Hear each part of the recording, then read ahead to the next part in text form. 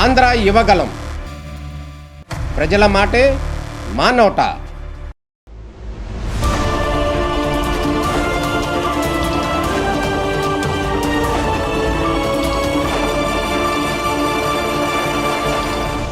అందరికీ నమస్కారం. ఒక ప్రముఖ హీరో మూవీ రిలీజ్ అవుతుందంటేనే అభిమానుల్లో ఎంతో ఉత్సాహం, ఆనందం ఉంటాయి.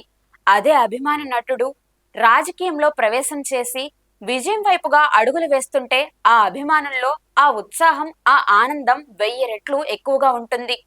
నాడు తెలుగు రాష్ట్రంలో ఆరాధ్య దైవంగా నందమూరి తారక రామారావును భావించేవారు. అలానే నేడు తమిళ రాష్ట్ర ప్రజలు విజయ్ను ఆరాధ్య దైవంగా భావిస్తున్నారు. అప్పట్లో ఎన్టీఆర్ తెలుగుదేశం పార్టీని స్థాపించి ఏ పార్టీతో ఎలాంటి పొత్తు పెట్టుకోకుండా భారీ అంచనాలతో విజయం సాధించారు. అలానే నేడు విజయ్ తమిళ రాష్ట్రంలో ఒక పార్టీ స్థాపించి ఏ పార్టీతోనూ పార్టీ స్థాపించిన మొదటి రోజు నుండి పొత్తు పెట్టుకోకుండా, సంబంధం లేకుండా ఇప్పుడు భారీ అంచనాల నడుమ విజయం వైపుగా దూసుకు వెళ్తున్నారు.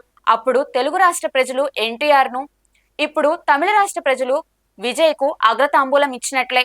తెలుగు రాష్ట్రంలో ఎన్టీఆర్ ను, తమిళ రాష్ట్రంలో ఎంజీఆర్ ను ఆదర్శంగా తీసుకుని ఇప్పటికే కొంతమంది హీరోలు రాజకీయ రంగ ప్రవేశం చేశారు.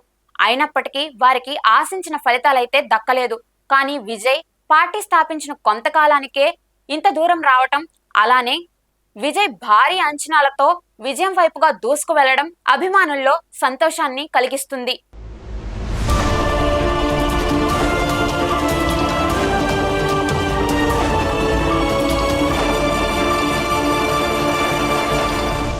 నందమూరి తారక రామారావు ఆంధ్ర రాష్ట్ర రాజకీయాల్లో ఒక ప్రభంజనం. తెలుగుదేశం పార్టీని ఏర్పాటు చేసి 9 నెలల్లోనే అధికారం చేపట్టి చరిత్ర సృష్టించారు ఎన్టీఆర్.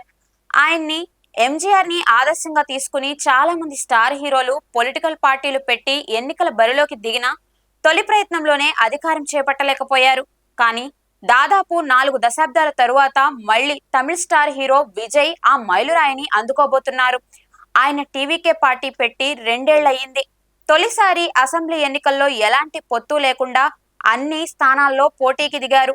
డిఎంకే, అన్నాడీఎంకే పార్టీలను పక్కకు నెట్టి మ్యాజిక్ ఫిగర్ ను 108 కి చేరువలో ఉన్నారు. ఒకవేళ విజయ్ అధికారం చేపడితే ఎన్టీఆర్ తర్వాత మళ్లీ ఒకే ఒక్కడు ఈయనే అవుతారు.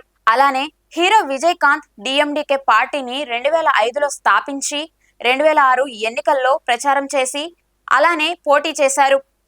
ఫలితంగా ఒకే ఒక్క సీటును గెలిచారు. కానీ 2011 ఎన్నికల్లో ఏకంగా 29 సీట్లు గెలిచి అప్పట్లో అధికారిక ప్రతిపక్ష నేతగా నిలిచి అందరినీ ఆశ్చర్యపరిచారు. అంతేకాకుండా చిరంజీవి కూడా ప్రజారాజ్యం పార్టీని 2008లో స్థాపించి 2009లో అసెంబ్లీ ఎన్నికలలో పోటీ చేశారు. అప్పట్లో భారీ అంచనాలతో వచ్చిన చిరంజీవి కేవలం 18 సీట్లు మాత్రమే గెలుచుకున్నారు.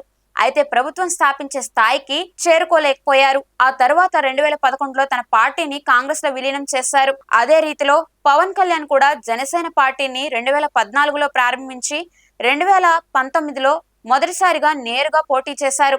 కేవలం 1 సీటు మాత్రమే గెలిచారు. ఈయన పోటీ చేసిన 2 చోట్ల ఓడిపోయారు. 2024 ఎన్నికల్లో టీడీపీ, బీజేపీ కూటమితో కలిసి పోటీ చేసి 100% స్ట్రైక్ రేట్ తో అద్భుత విజయం సాధించి ప్రస్తుతం ఆంధ్రప్రదేశ్ డిప్యూటీ సీఎం గా ఉన్నారు. ఇకపోతే కమల్ హాసన్ ఎంఎన్ఎం పార్టీని 2018లో స్థాపించి 2019 పార్లమెంట్, 2021 అసెంబ్లీ ఎన్నికల్లో పోటీ చేశారు. ఓట్ల శాతం పరంగా పట్టణ ప్రాంతాల్లో ప్రభావం చూపినప్పటికీ 1 సీటు కూడా గెలవలేకపోయారు. ప్రస్తుతం ఆయన తన పార్టీని ఎన్నికల బరిలో నిలపకుండా ఇతర కూటములకు మద్దతు ఇస్తున్నారు. చూశారు కదా, చిరంజీవి, విజయకాంత్ మొదటి ప్రయత్నంలో ప్రభావం చూపినా అధికారం అందుకోలేకపోయారు. కానీ నేటి ట్రెండ్స్ ప్రకారం విజయ్ ఆ అసాధ్యాన్ని సుసాధ్యం చేసే దిశగా దూసుకుపోతున్నారు.